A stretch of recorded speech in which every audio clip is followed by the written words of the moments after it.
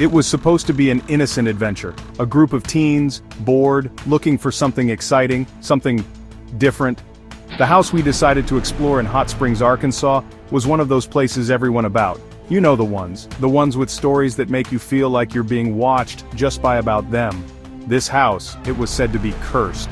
Not only were there rumors of a family that disappeared there years ago, but the house itself had a reputation for strange occurrences. Whispers in the walls, lights flickering when no one was around, and the sound of footsteps where no one had been. We didn't care, we were looking for a thrill. So one night we gathered our courage, grabbed our flashlights and went inside. The door creaked as it opened, the smell of mildew filling the air, thick and suffocating.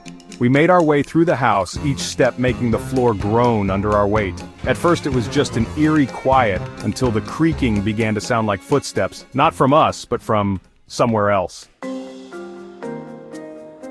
I remember the exact moment everything changed.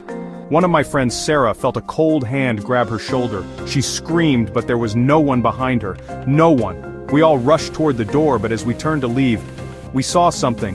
Standing in the window upstairs, a shadow, a figure. It was impossible. We were the only ones in the house, yet there it stood. I don't know how we ran out of there so fast. We didn't look back. We left that house, but that night as we stood outside, breathing heavily, we realized something. It wasn't the house that was haunted, it was us. To this day I can't go near it, and none of us ever will. Ever walked through a cemetery late at night? I don't recommend it. One summer a group of friends and I thought it'd be fun. A local cemetery in Tucson, Arizona. It had been around for ages. They say the dead don't rest easy there. And, well, I guess they were right. We snuck in after hours, laughing, joking, just trying to impress each other with our courage. But something was off.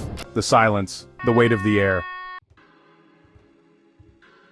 We heard it first, footsteps, slowly, deliberately, behind us. I turned around, nothing, we laughed it off, probably just an animal or the wind, right?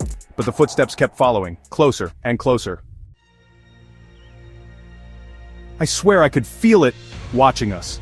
We kept walking, but it was like the ground was pulling at my feet.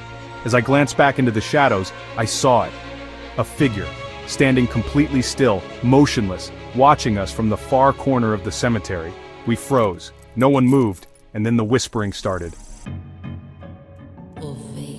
That was it. We ran. We didn't stop until we were out of the gates, gasping for air. But the worst part? That night as we left, I could hear the footsteps still following us.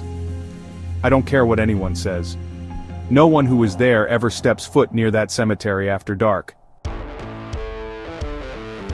I always thought mirrors were harmless. Just glass, right?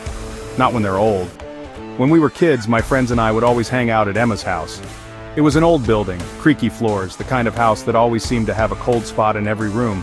One day, while exploring the attic, Emma found an old, ornate mirror. It was beautiful, but there was something off about it. The frame was covered in strange carvings like symbols I couldn't understand.